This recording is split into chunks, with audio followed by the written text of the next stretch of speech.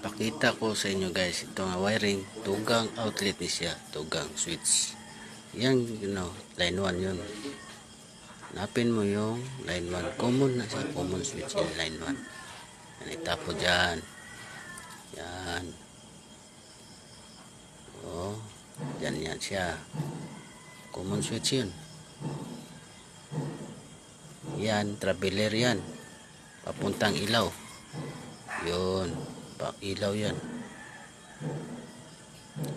Ito naman isa, traveler din yan, papuntang ilaw. May ilaw dyan.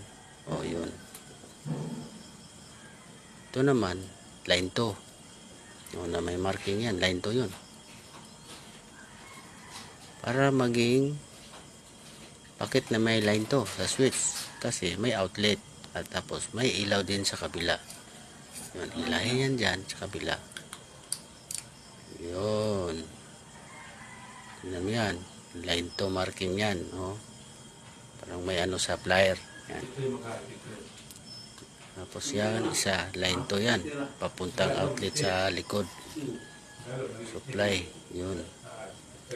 Ito naman, yan.